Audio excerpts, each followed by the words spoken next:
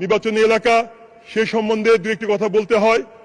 আমার নির্বাচনী এলাকা খুলনা 3, খুলনা শিল্প অঞ্চল বলতে যেটা বোঝায় আমার খালিশপুর, দৌলতপুর এবং খানজাহান থানা নিয়ে গঠিত। এই তিন থানায় আমাদের অসংখ্য আমাদের কলকারখানা রয়েছে, যেগুলো একেবারে সম্পূর্ণভাবে বন্ধ অবস্থায় রয়েছে। মাননীয় স্পিকার, মিনিমাম 8-10টা জুট মিল বন্ধ অবস্থায় রয়েছে, নিউজপ্রিন্ট মিল বন্ধ, হার্ডবোর্ড মিল বন্ধ, কার্পেটিং মিল বন্ধ, এবং এর সাথে সংশ্লিষ্ট জুট প্রেস যেখানে কাঁচা পাট রেখে রপ্তানি করা হয় সেগুলো বন্ধ হয়ে গিয়েছে। মাননীয় স্পিকার, আমি মাননীয় প্রধানমন্ত্রী এবং সংশ্লিষ্ট মন্ত্রণালয়কে আহ্বান জানাবো যে অনতিবিলম্বে 20-25 হাজার শ্রমিক যারা বেকার হয়ে গিয়েছেন তাদের কর্মসংস্থানের জন্য অনতিবিলম্বে হয় এই জুট মিলগুলো খুলে দেওয়া হোক, নাহলে অর্থনৈতিক অঞ্চল ঘোষণা করে এখানে নতুন নতুন কলকারখানা স্থাপন করা হোক।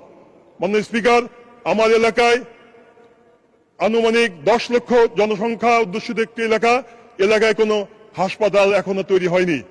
একটি বিশেষ হাসপাতাল আছে যেখানে ইমার্জেন্সি রোগীর কোনো ট্রিটমেন্ট হয় না।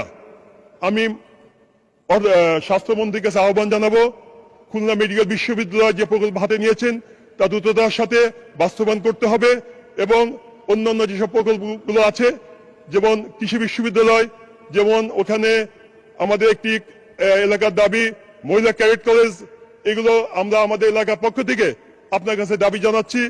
আপনার জন্য এই বাজেটে এই কর্মসূচিগুলো গ্রহণ করে এলাকার উন্নয়নে সহায়তা করতে পারেন। মাননীয় স্পিকার, আমার এলাকায় একটি বিভাগীয় স্টেডিয়াম আছেন। যেহেতু এই সরকার ক্রীড়া বান্ধব, এই সরকার ইয়াং।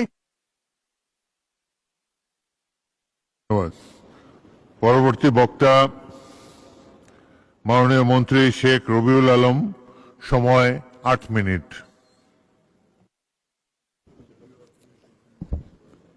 বিসমিল্লাহির রহমানির রহিম।